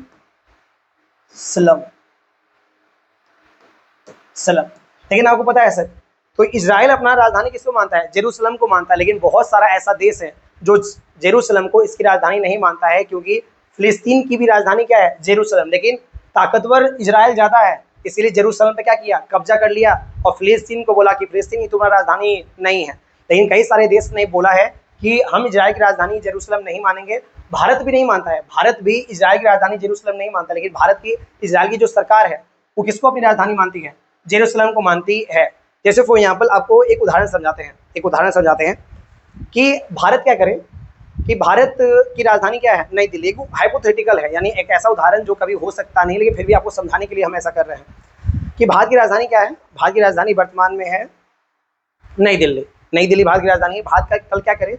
श्रीलंका पर आक्रमण करे। श्रीलंका पर क्या करे? आक्रमण करिए। श्रीलंका छोड़ दीजिए, चाइना पर आक्रमण करे और चाइना को जीत ले और भारत की राजधानी चेंज कर दे। क्या? बीजिंग चेंज कर दे। लेकिन आपको पता है भारत ने गलत किया है। चाइना बोला था कि हम हार स्वीकार करते हैं, लेकिन आप मेरे देश पर कब्जा ना कर लिए। भारत ने क्या किया? चाइना पर कब्जा कर लिया और बीजिंग को भारत की नई राजधानी घोषित कर दी। जबकि भारत की राजधानी क्या थी? वो थी आपका नई दिल्ली। लेकिन बोला नहीं, चाइना पर कब्जा कर लिए और नई दिल्ली से सुंदर शहर या बेटर शहर कौन है? बीजिंग। तो आज से भारत की राजधानी क्या रहेगी? बीजिंग।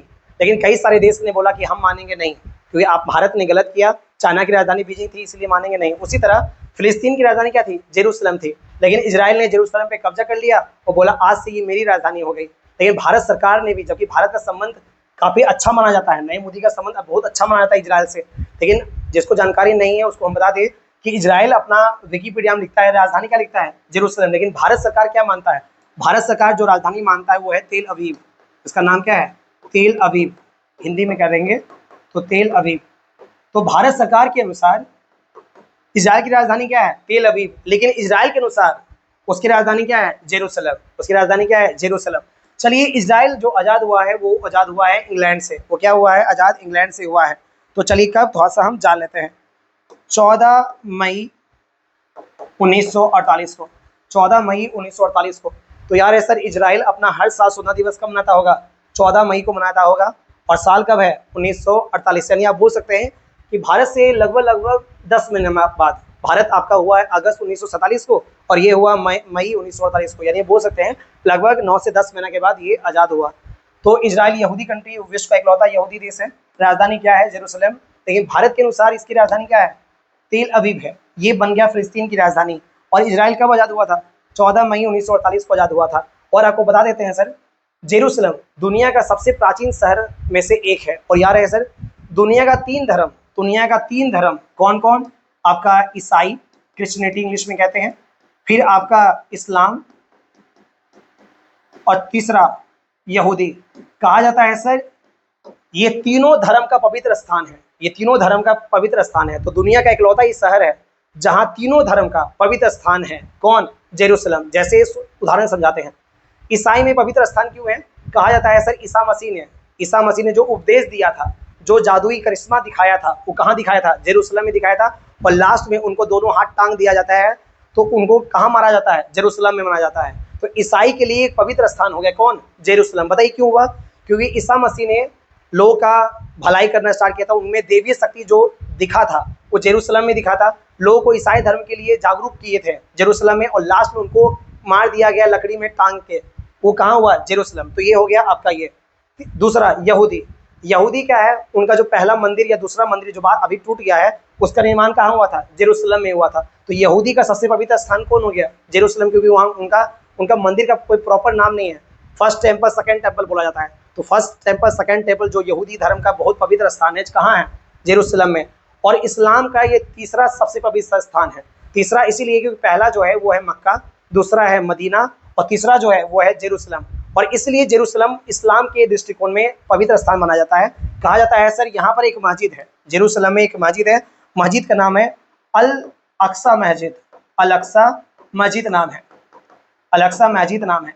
कहा जाता है सर, कुरान में बताया गया है कि जो पैगंबर मोहम्मद साहब है, अल अक्सा मस्जिद के द्वारा ही आप स्वर्ग में जाते हैं। कहाँ जाते हैं? स्वर्ग में जाते हैं। यानी स्वर्ग का जो रास्ता उन्होंने चुना था पैगंबर मोहम्मद साहब ने, किस मस्जिद से वो गए थे? वो है अल अक्सा मस्जिद। तो अल अक्सा मस्जिद कहाँ है? जेरूशलेम। तो इस तरह ईसाई के लिए पवित्र स्थान हो गया, इस्लाम के लिए पवित्र स्थान हो गया, यहूदी के लिए भी पवित्र स्थान हो गया। तो यार कि खूब आया सर एग्जाम में, MTS CGL में, बिहार SSC CGL में, कि दुनिया का इकलौता कौन सा शहर है जो 3 धर्म के लिए पवित्र स्थान रखता है, ये पवित्र महत्व रखता है? उसका नाम कौन है? जेरूशलेम। किस किस लिए पवित्र स्थान रखता है? ईसाई के लिए, इस्लाम के लिए, यहूदी के लिए। और क्यों पवित्र स्थान रखता है हम ये भी बताए हैं। तो जी इजराइल की राजधानी क्या है? जेरूशलेम। लेकिन भारत के अनुसार इसकी राजधानी क्या है? तेल अवीव। और यार ऐसा इसके राष्ट्रपति तो खैर जग जाहिर है, सॉरी इसके जो प्रधानमंत्री हैं वो जग जाहिर हैं, बेंजामिन नेतान्याहू। ठीक है, इसके राष्ट्रपति का नाम लिखने की जरूरत, प्रधानमंत्री का नाम लिखने की जरूरत नहीं है, दुनिया जानता है। बेंजामिन भी रखिएगा तो चलेगा, बेंजामिन नेतान्याहू पूरा नाम है। तो इजराइल के राष्ट्रपति प्रधानमंत्री का नाम क्या है? Benjamin Netanyahu. तो समझ में आया ये इस सवाल। तो ऑफिक 19 किस देश का सैन्य जासूसी उपग्रह है? वो है आपका इजराइल का। इजराइल कब आजाद हुआ? 14 मई 1948 को। राजधानी कहाँ है? जेरूशलेम। लेकिन भारत सरकार के अनुसार इसकी राजधानी क्या है? तेल अवीव है। यहूदी को मानने वाला दुनिया का इकलौता देश है इजराइल। और इसकी जो राजधानी जेरूशलेम है वो 3 धर्म की पवित्र स्थान है। कौन कौन? ईसाई, इस्लाम और यहूदी। और जेरूशलेम में एक मस्जिद है जिसका नाम है अल अक्सा मस्जिद, जिसके बारे में कहा गया है कि कुरान में लिखा है कि पैगंबर मोहम्मद साहब इसी मस्जिद से स्वर्ग का रास्ता तय करते हैं, स्वर्ग का रास्ता तय करते हैं। किस मस्जिद से? तो अल अक्सा मस्जिद से। घर जाइए या घर में अभी हैं, बैठे हुए हैं, तो कुछ नहीं करना है, फ़ोन निकालना है, वीडियो को थोड़ा पॉज कीजिए, फ़ोन निकालिए, वहाँ पर लिखिए कि अल अक्सा मस्जिद कहाँ स्थित है। MCQ वहाँ पर लिखिए तो पता चल जाएगा कितना एग्जाम में पूछा गया है। सवाल है कि अल अक्सा मस्जिद किस देश में है, किस शहर में है? तो जेरूशलेम। किस देश में है? तो देश तो विभाजित है, क्योंकि फिलिस्तीन की भी राजधानी जेरूशलेम है और इजराइल की भी राजधानी जेरूशलेम है। लेकिन इजराइल फिलिस्तीन से ज़्यादा ताकतवर है, इसलिए इजराइल ने कब्जा कर लिया। किसका? किस पर कर लिया? जेरूशलेम पे। तो उम्मीद करते हैं ये सवाल समझ में आया होगा, उम्मीद करते हैं सवाल समझ में आया होगा। एक बार इस सवाल को अच्छे से देख लीजिए, एक बार सवाल अच्छे से देख लीजिए। हाँ चलिए अब ये सवाल पढ़िए, अब ये सवाल पढ़िए।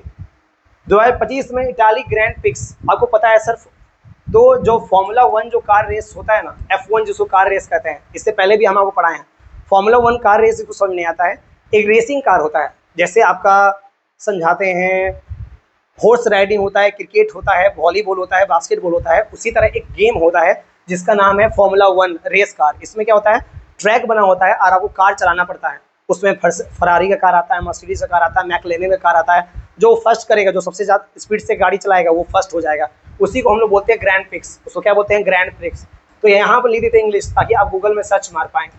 ग्रैंड प्रिक्स इंग्लिश में कहते हैं। तो इटालियन, क्योंकि बड़ा बड़ा यूरोपियन कंट्री में होता है आपका, इटालियन होता है, जर्मन होता है, तो यहाँ इटालियन यानी इटली में हुआ होगा।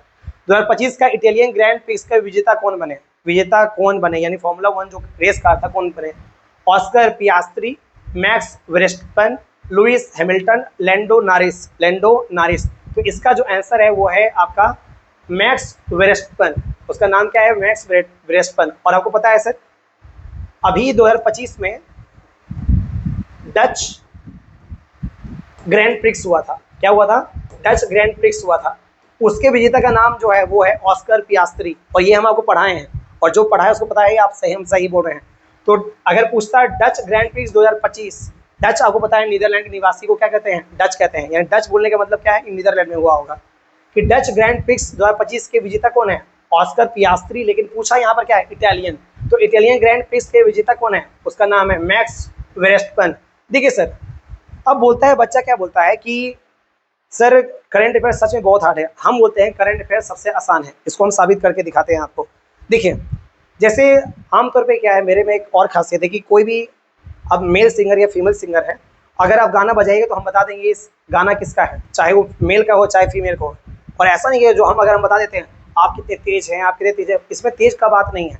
मेल सिंगर में है ही कितना लोग, 10 से 12 लोग हैं। अरिजीत सिंह है, विशाल मिश्रा है, सोनू निगम बहुत कम है, विशाल डडलानी है। वहीं फीमेल का बात करें तो वर्तमान में ही क्या, सुनिधि चौहान है, नेहा कक्कर है, श्रेया घोषाल है, बहुत कम है। तो 10-12 आदमी का हम नाम याद कर लिए और उसका आवाज़ वॉइस पकड़ लिए, और जिससे ये पता चल जाता है कि ये कौन सा सॉन्ग जो है ये कौन गाया है कौन नहीं गाया है। उसी में बोलता है आप कितनी तेज है, तेज है।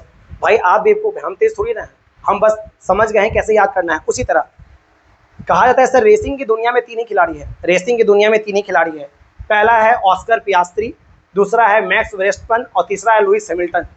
अब देखिए सर, कोई भी ग्रैंड प्रिक्स होगा ये गारंटी लिख के देते हैं, इससे पहले और इसके बाद जो भी हुआ होगा यही तीनों विजेता होगा, यही तीनों में बढ़ जाता है, यानी रिजल्ट तय रहता है। मतलब मज़ा नहीं आता है, मज़ा नहीं आता है कौन जीते कौन नहीं, क्योंकि यही 3 आदमी में जीतता है, यही 3 आदमी में बांट लेता है। कभी ये विजेता हो जाता है, कभी ये विजेता होता है, कभी ये विजेता होता है। तो मेरा जो सीनियर बच्चा जो करंट अफेयर बहुत सीरियसली पढ़ा है उसको पता है यही 3 नाम आएगा। कभी डच आएगा तो ये हो जाएगा, कभी जर्मन आएगा तो कभी ये हो जाएगा, कभी इंग्लैंड का आएगा तो कभी ये हो जाएगा, कभी यूएस आएगा तो यही आएगा। यही तीनों नाम इधर उधर घूमते रहता है, यही तीनों नाम इधर उधर घूमते रहता है। जैसे डच में हम क्या बताए थे, ऑस्कर पियास्त्री, इटालियन में क्या बताया, मैक्स वेस्टपन, आगे आप देखिएगा लुइस हैमिल्टन आ जाएगा। अब फिर भी बच्चा बोलता है करंट अफेयर बहुत हार्ड है। करंट अफेयर हार्ड नहीं है सर, आपका पढ़ने का तरीका गलत है। आपको बस याद रखना है कि फॉर्मूला 1 रेस कार जब भी होगा यही तीनों नाम ऊपर नीचे होगा, यही तीनों नाम ऊपर नीचे होगा। तो यही 3 नाम को रट लेते हैं, यही तीनों नाम को क्या करें, रट लेते हैं। इटालियन हो जाएगा तो मैक्स हो जाएगा, इटालियन जो होगा वो हो जाएगा मैक्स। डच हो जाएगा तो हो जाएगा ऑस्कर, तो डच हो जाएगा ऑस्कर और इटालियन हो जाएगा मैक्स। आगे 2025 में और कहीं होगा तो उसका हो सकता है लुइस हैमिल्टन जीत जाए, तो लुइस हैमिल्टन आंसर हो जाएगा। तो करंट अफेयर है बहुत आसान।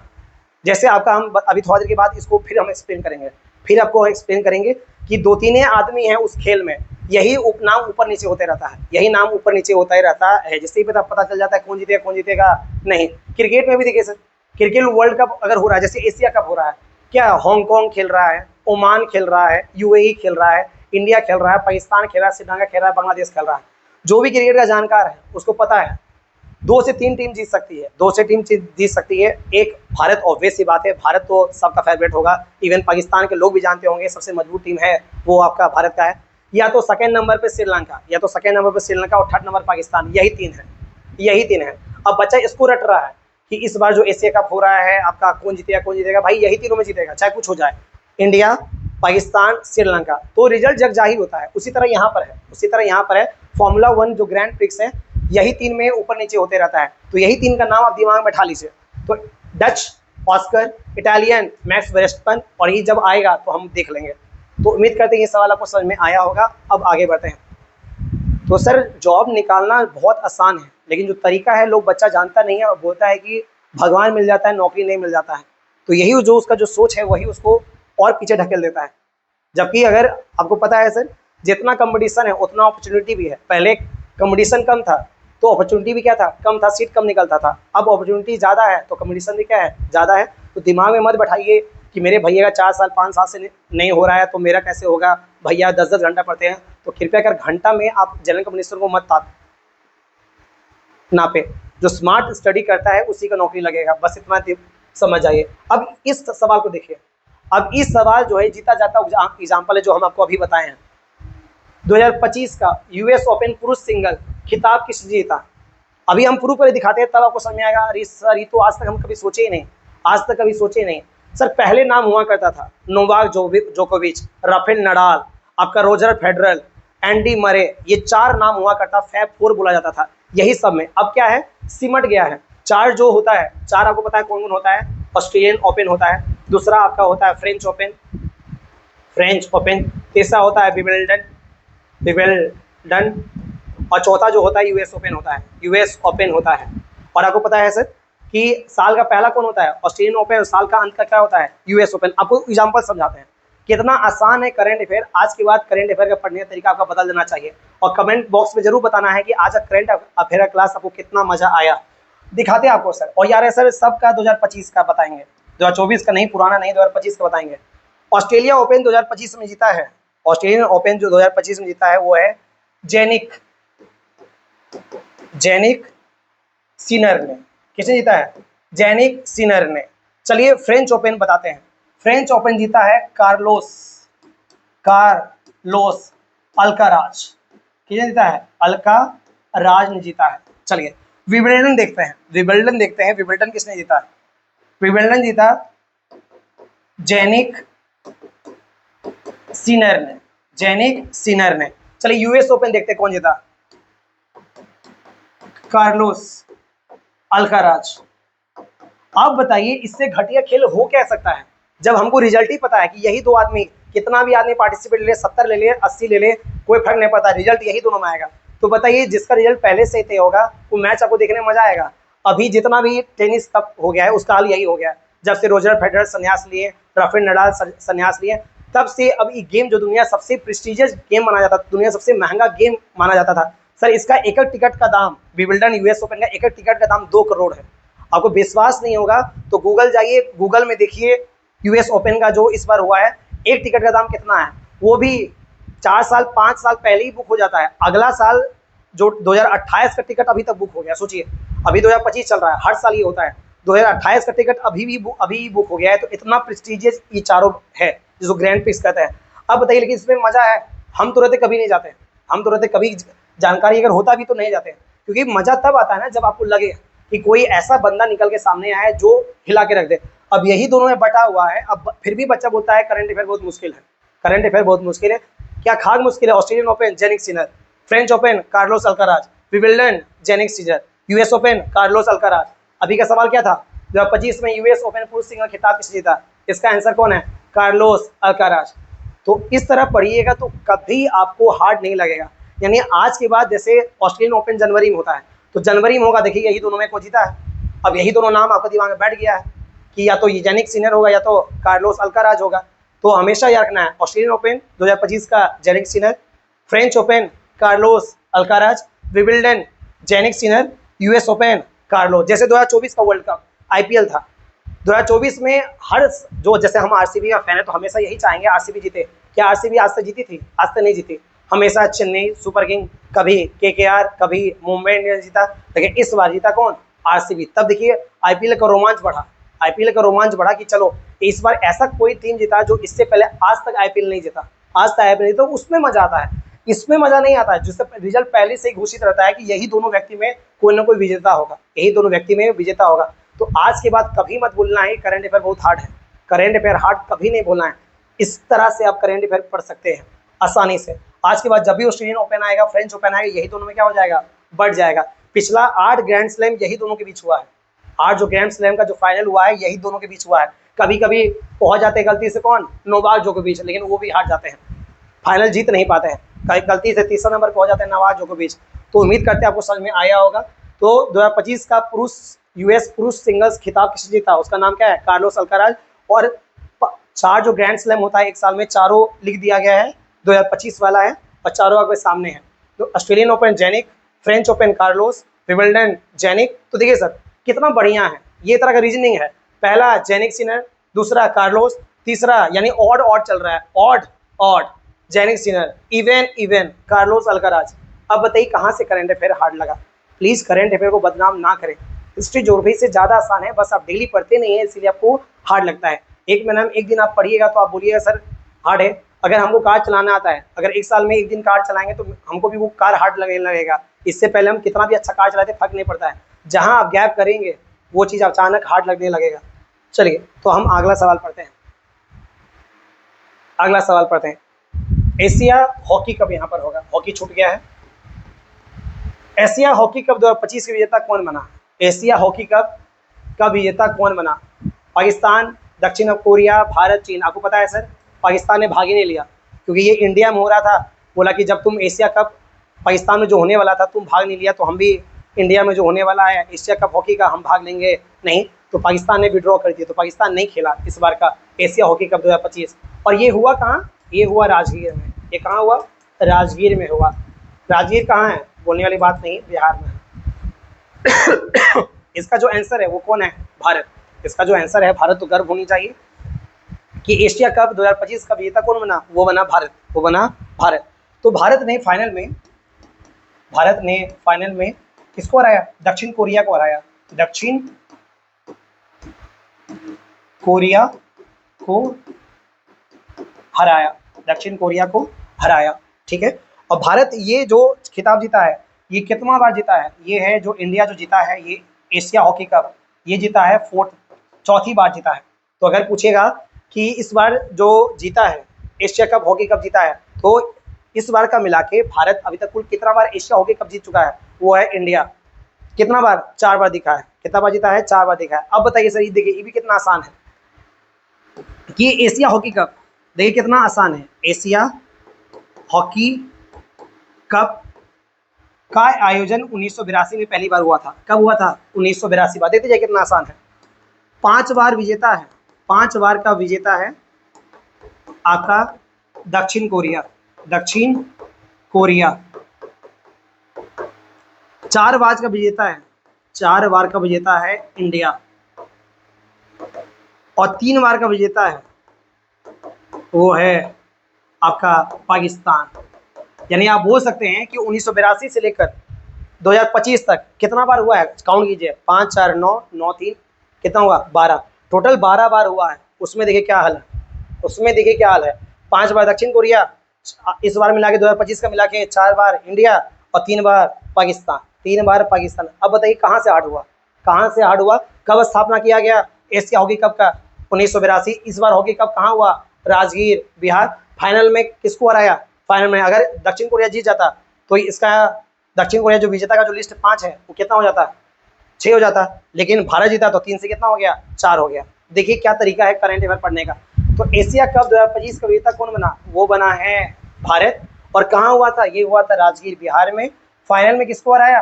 दक्षिण कोरिया को हराया। ये भारत का कितना टाइटल था? चौथा टाइटल था। सबसे ज्यादा कौन जीता है? दक्षिण कोरिया जीता है। कितनी बार जीता है? 5 बार जीता है। तो देखिए सर, इंडिया क्या है, इंडिया का क्रिकेट टीम का कैप्टन सबको याद रहता है, लेकिन इंडिया का हॉकी टीम ऊपर से फाइनल जीता है तो आपको नाम तो याद रखना चाहिए कि जो मेंस हॉकी टीम है, मेंस हॉकी टीम है, उसके जो कैप्टन है, उसके जो कैप्टन है वो है हरमनप्रीत सिंह। उसका जो नाम है, उसका नाम है हरमनप्रीत सिंह।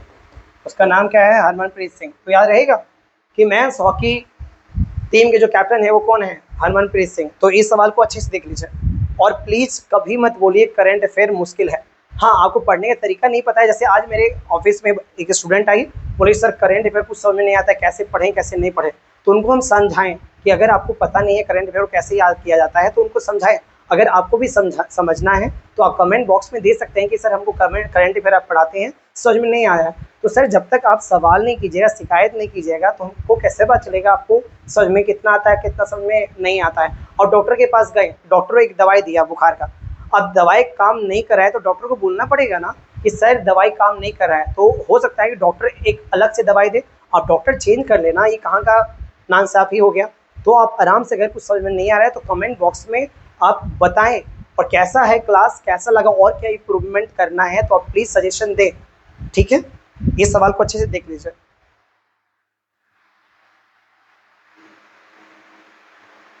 चलिए अब आते हैं आखिरी करंट अफेयर पे। बहुत अच्छा सवाल है सर, बिहार से संबंधित है तो और इम्पोर्टेंट हो जाता है क्योंकि बिहार का बहुत सारा एग्जाम होने वाला है। हाल ही में बिहार के किस स्थान पर रॉयल भूटान बौद्ध मंदिर, ठीक है, रॉयल भूटान बौद्ध मंदिर का उद्घाटन किया गया है। यानी भूटान की सरकार ने बिहार में बौद्ध मंदिर बनाया है और बौद्ध मंदिर का नाम क्या है? रॉयल भूटान बौद्ध मंदिर। तो गया है, पटना है, राजगीर है, बौद्ध गया है। चलिए आपको हम हिंट देते हैं। अभी आप थोड़ा देर पहले पढ़े थे कि एशिया हॉकी कप कहाँ हुआ था, जल्दी बताइए। उसका आंसर क्या था? राजगीर। इसका भी आंसर है राजगीर। इसका भी आंसर क्या है? राजगीर। यानी इस सवाल का कहना है कि भूटान की सरकार ने रॉयल भूटान मंदिर बौद्ध मंदिर का निर्माण करवाया। कहाँ करवाया? राजगीर में कराया। यानी पैसा उनका था और जगह कहाँ था? मेरा। क्योंकि आपको पता है सर भूटान क्या एक बुद्धिस्ट कंट्री है और आपको पता है गौतम बुद्ध का जन्म छोड़ दिया जाए जो नेपाल में हुआ था, उनका ज्ञान की प्राप्ति भारत में हुआ, उनकी मृत्यु भारत में हुआ। वो जो ज्ञान के लिए दर बदर भटके लोगों को जागरूक किए हैं, अहिंसा के प्रति, निर्वाण के प्रति, वो सब कहाँ किए हैं? भारत में किए हैं।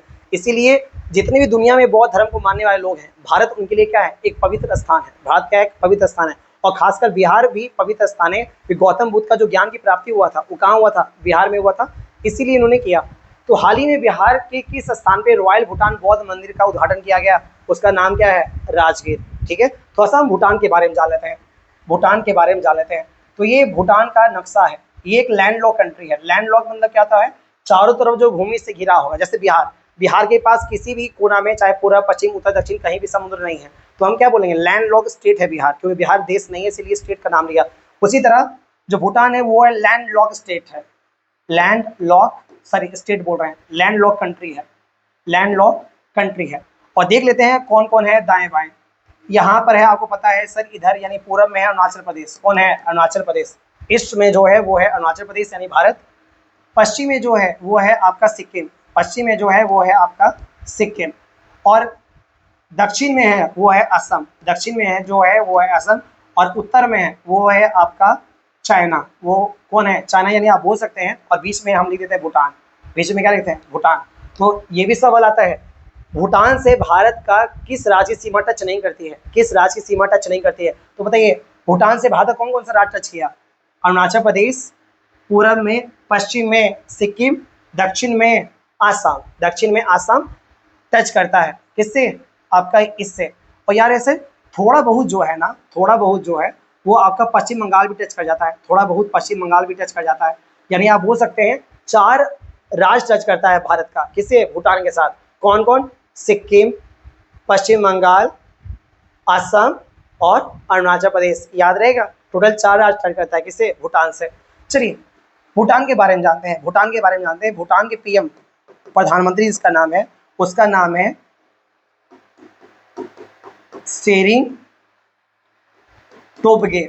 उसका नाम क्या है, सेरिंग टोब्गे। यार है, इन्होंने ही इस मंदिर का उद्घाटन किया था। यानी कुछ दिन पहले ही राजगीर में आपके भूटान के प्रधानमंत्री आए थे, जिसका नाम क्या है, सेरिंग टोब्गे। तो यार है सर, वर्तमान में भूटान के प्रधानमंत्री का नाम क्या है, सेरिंग टोब्गे। चलिए, अब भूटान का पता है शाब्दिक अर्थ क्या होता है भूटानी लैंग्वेज में, इसका होता है अर्थ land of thunder dragon, thunder dragon. तो यार है सर, भूटान के शब्द का शाब्दिक अर्थ क्या होता है, लैंड ऑफ थंडर ड्रैगन। तो याद रख सकते हैं, और एग्जाम में आया है कि भूटान के शब्द या किस देश को लैंड ऑफ थंडर ड्रैगन कहा जाता है, उसका नाम क्या है, भूटान। उसका नाम क्या है, भूटान। भूटान का मुद्रा, भूटान का मुद्रा, चलिए लिखते हैं, इसको हम पढ़ते हैं नुगुल्ट्रम। इसको क्या बोलते हैं, नुगुल्ट्रम पढ़ते हैं। नाम थोड़ा सा कठिन है लेकिन यूनिक भी है। ठीक है, कि भूटान का जो मुद्रा है उसका नाम क्या है, नुगुल्ट्रम, नुगुल्ट्रम। ये एग्जाम में आया है। और यार सर, 1 रुपया बराबर, 1 रुपया बराबर जो होता है वो 1 नुगुल्ट्रम होता है, नुगुल्ट्रम होता है। तो 2 रुपया बराबर 2 गुल्ट्रम, 3 रुपया बराबर 3 गुल्ट्रम। तो आपके एग्जाम में ये आया है, वो कौन सा देश का करेंसी है जिसके मुद्रा का वैल्यू भारत के बराबर है, जिसके मुद्रा का वैल्यू भारत के बराबर है, वो है भूटान का करेंसी, जिसका नाम क्या है, नुगुल्ट्रम। क्योंकि सर चाइनीज का वॉन देख लीजिए, आपका चीन का, जापान का येन देख लीजिए, आपका सऊदी अरब का दिरहम देख लीजिए, आपका यूएस का डॉलर देख लीजिए, स्विट्जरलैंड का पाउंड देख लीजिए। तो अगर ये सब का काउंट करते हैं तो भारत का जो वैल्यू है वो ऊपर नीचे होगा, वो ऊपर नीचे होगा। लेकिन जो भूटान का जो करेंसी है नुगुल्ट्रम जो है, उसका वैल्यू हमेशा भारत के बराबर होता है, भारत के बराबर होता है। यानी अगर आप भूटान जाते हैं, भूटान की राजधानी थिम्पू में जाते हैं, थिम्पू में कोई सामान खरीदते हैं, वो बोला 10 नुगुल्ट्रम का, वो बोला कि 10 नुगुल्ट्रम का है, तो हम कितना रुपया देंगे, 10 रुपया देंगे, तो बराबर हो जाएगा। कितना रुपया देंगे, 10 रुपया देंगे, बराबर हो जाएगा। तो भारत का मुद्रा किस देश में उसका एग्जैक्ट वैल्यू रहता है, उसका नाम है नुगुल्ट्रम। किस देश का करेंसी है, वो भूटान का करेंसी है। देखिए सर, भूटान का एक और खासियत क्या है, हम लोग देश का जो ग्रोथ है ना वो नापते हैं जीडीपी में। वो किस में नापते हैं, जीडीपी में, gross domestic product, gross domestic product, product Hindi में कहते हैं सकल घरेलू उत्पाद। पेपर में आएगा, जीडीपी के मामले में भारत ने पछाड़ दिया, इंग्लैंड को पछाड़ दिया, जर्मनी को, ये सब आता है। सकल घरेलू उत्पाद क्या होता है कि एक वित्तीय वर्ष में जितना भी भारत में उत्पादन होता है वस्तु और सेवाओं का, उसको कुल योग को, उसको जोड़ के बोलते हैं। यानी एक साल में मान के चले आईफोन बना भारत में, 1 लाख आईफोन बना, और 1 लाख आईफोन बना, और एक आईफोन की कीमत 1 लाख है, तो जीडीपी में उसका योगदान कितना होगा, 1 लाख गुना 1 लाख, क्योंकि 1 लाख आईफोन बना और 1 लाख का एक आईफोन का दाम कितना है? 1 लाख। तो 1 लाख गुना 1 लाख, जितना भी आया वही भारत का जीडीपी होगा आईफोन की तुलना में। लेकिन भूटान का कहना है कि दुनिया मानता है कि प्रगति का निशान किसको मानता है? जीडीपी को मानता है कि भारत का जीडीपी 6% से ग्रोथ कर रहा है, जो दुनिया का सबसे फास्टेस्ट इकोनॉमी है। चाइना का 4% से ग्रोथ कर रहा है, यूएसए का 3% से ग्रोथ कर रहा है। यानी उस देश में कितना उत्पादन हो रहा है, इसको हम जीडीपी में नापते हैं। लेकिन भूटान दुनिया के लोग ऐसा देश है, बोलता है कि नहीं, हम उत्पादन को देश की प्रगति का आधार नहीं मानेंगे, उत्पादन को प्रगति का आधार नहीं मानेंगे। तो भूटान का बोला कि उत्पादन के प्रगति का आधार नहीं मानेंगे तो किसको मानिएगा? बोला हम मानेंगे, हम जो मानेंगे वो मानेंगे ग्रॉस नेशनल हैप्पीनेस। हिंदी में कहते हैं, अगर पहले इंग्लिश कर ले, ग्रॉस नेशनल, अच्छा एच है ये, GNH, हैप्पीनेस। अगर हिंदी में बात किया जाए तो सकल राष्ट्रीय खुशहाली। इसका अर्थ समझ में आया? हम लोग जो भारत, ये दुनिया का जितना भी कंट्री है, वो वस्तु और सेवाओं को दिमाग में रख के देश की गति को बताता है कि देश में अगर उत्पादन ज़्यादा हुआ है तो जीडीपी क्या होगा? ज़्यादा होगा। देश में अगर उत्पादन कम हुआ है तो जीडीपी क्या होगा? कम होगा। लेकिन दुनिया का इकलौता देश भूटान है, बोलता है कि भाई हमको जीडीपी से मतलब नहीं है कि जीडीपी में कितना बढ़ रहा है कितना घट रहा है, हमको ये देखना है कि मेरा जो देश के जो लोग हैं वो कितना खुश हैं, अगर माने चले कोई इंसान, जैसे हम अपना ही बात करें कि माने चले हम 50,000 कमाते हैं और कोई 1 लाख कमाता है, तो अगर दुनिया के नज़र में देखिएगा तो हम क्या हो जाएंगे? गरीब हो जाएंगे उसकी तुलना में, क्योंकि 1 लाख रुपये कमाता है। लेकिन वो 1 लाख रुपये जो कमाता है हमेशा टेंशन में रहता है कि हमको ये करना है, वो करना है, EMI पे चल रहा है, कैसे क्या होगा, बेटा का पढ़ाई, इसका पढ़ाई, उसका पढ़ाई। और हम 50,000 कमाते हैं तो मस्त रहते हैं। तो बताइए, दुनिया की नज़र में सक्सेसफुल कौन होगा? जो 1 लाख कमाता है। लेकिन खुशहाली अगर देखिएगा तो मेरा जीवन उससे कहीं गुना बेहतर है कि हम रात में जो सोते हैं एकदम चैन से सोते हैं, सुबह उठते हैं तो बिना कोई टेंशन का उठते हैं। तो अब बताइए, दोनों में खुशहाल कौन है? और पैसा कमाने का अल्टीमेट जो गोल होता है वो क्या होता है? खुशी, हैप्पीनेस। अगर 5 करोड़ कमा के उसके पास बीपी है, शुगर उसका बढ़ा हुआ है, कोई तरह का मिठाई नहीं खा सकता है, शरीर उसका मोटा हो गया है, और हम 10,000 रुपये महीना भी कमा रहे हैं, तो दुनिया की नज़र में वो कितना भी सक्सेसफुल रहेगा, दुनिया उसको इज्जत देगा। लेकिन आपको पता है वो भी सोचता होगा कि हम मिठाई नहीं खा पाते हैं, मेरा शरीर का वजन इतना हो गया है, इसको देखो, तो मेरे से शरीर के मामले में कहीं ज़्यादा दयनीय स्थिति में है। तो दुनिया का इकलौता देश भूटान है जहाँ जीडीपी को महत्व नहीं दिया जाता है, जहाँ खुशहाली को महत्व दिया जाता है। इसीलिए सर इरफान खान तो साहब तो अब नहीं रहे, जो भारत के महान एक्टर थे। तो इरफान सर का एक मूवी जिसका नाम है लंच बॉक्स, लंच बॉक्स में यही कहानी दिखाया गया है। लंच बॉक्स में लास्ट में बोलते हैं कि हम जाके भूटान में बसना चाहेंगे। तो बोलता है भूटान में ऐसा क्यों बसना चाहेंगे? बोला कि भारत का स्थिति बहुत खराब है। बोला कैसे? यहाँ देखा जाता है कौन ज़्यादा कमाता है, जबकि देखना चाहिए कौन कम कमाने के बाद भी खुश है। अगर कोई 10,000 कमा के टेंशन फ्री है और कोई 20,000 कमा के बहुत टेंशन में रहता है, तो हमको 20,000 नहीं चाहिए, हमको क्या चाहिए? 10,000 चाहिए। और लास्ट में इरफान खान उस मूवी में भूटान चले जाते हैं। तो लंच बॉक्स एक आइकॉनिक मूवी है सर, सबसे अच्छा मूवी है इरफान खान का, बहुत मैच्योर ऑडियंस के लिए है। तो बहुत सारा जो युवा वर्ग है उसको ये मूवी समझ में नहीं आएगा, लेकिन फिर भी आप देखने की कोशिश कीजिए, ठीक है। एक तरह का सच्ची श्रद्धांजलि है इरफान खान साहब को। उस मूवी में बताया गया है कि दुनिया का इकलौता देश है जहाँ पर वस्तु से ज़्यादा खुशहाली महत्व रखता है, तो वो देश कौन है? वो है आपका भूटान। वो देश कौन है? भूटान। तो आराम से इसको देखिए। सवाल क्या था? हाल ही में बिहार के किस स्थान पे रॉयल भूटान मंदिर का उद्घाटन किया गया? उसका आंसर है आपका राजगीर। तो बताइए आज का क्लास आपको कैसा लगा? जो भी सवाल किया गया है वो आप कृपया कर कमेंट बॉक्स में दें, और आज का क्लास कैसा लगा प्लीज़ बताइए। बहुत मेहनत करते हैं, और कृपया कर लाइक, सब्सक्राइब और इसको शेयर करना ना भूलें। तो आज से वह यहीं समाप्ति। धन्यवाद।